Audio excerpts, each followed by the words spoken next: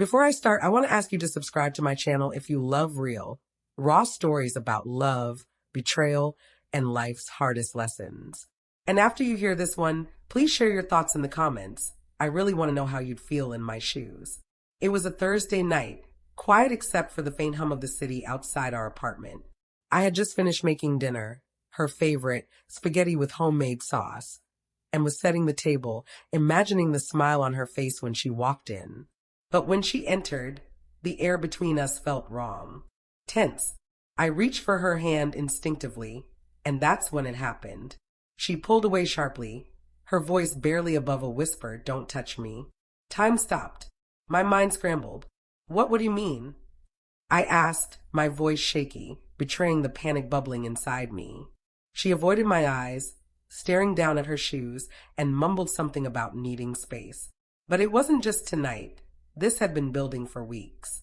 The missed calls I brushed off, the late nights she spent at the office, the hushed conversations that ended abruptly when I entered the room.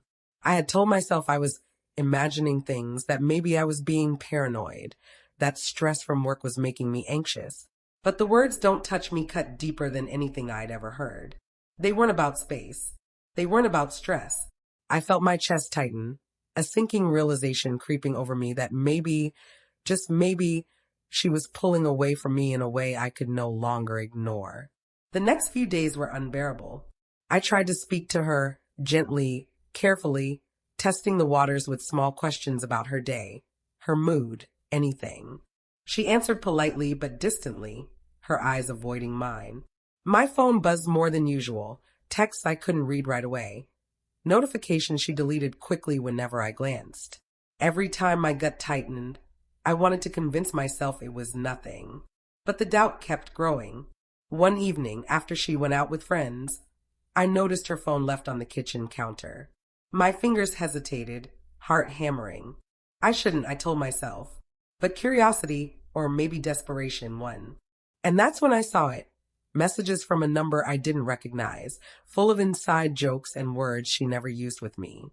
Words that belonged to someone else. I don't remember the next few hours clearly. There were tears, mine, hers when I confronted her, anger, confusion. She confessed after a long silence, voice trembling, admitting that she had been seeing someone else, someone at work. It wasn't just emotional.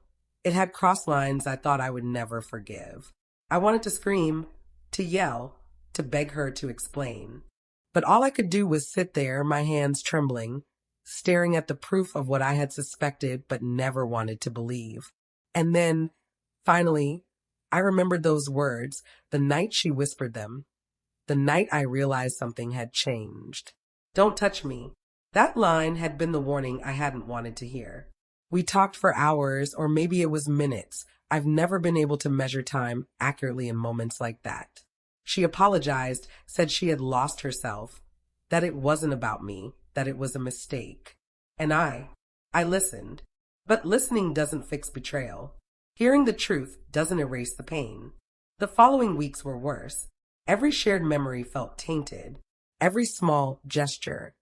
The way she had brushed her hair behind her ear. The way she used to laugh at my jokes now felt like a lie I had been living in.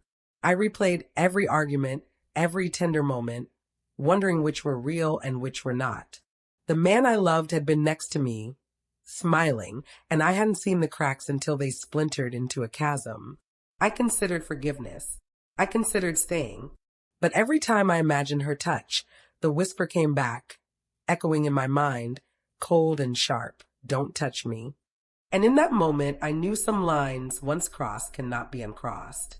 Some trust, once broken, cannot be fully restored. So I made a choice. I packed my things quietly one morning while she was still asleep. I didn't leave notes or threats. I didn't make it a spectacle. I just walked away. The hardest part wasn't opening the door. It was letting go of the future I thought we had, the life we had built, and the love I had believed would last forever. Walking out, I felt a strange mixture of grief and relief. Grief for the life that was gone, and relief that I was choosing myself, my dignity, my self-respect. I realized that love isn't just about holding on. It's about knowing when to let go. Weeks later, when I finally started to breathe again, I understood something important. Pain doesn't always teach you about them. It teaches you about yourself. It teaches you what you deserve, what you will accept, and what you cannot compromise, no matter how deep the love once was. The memory of that whisper will never leave me.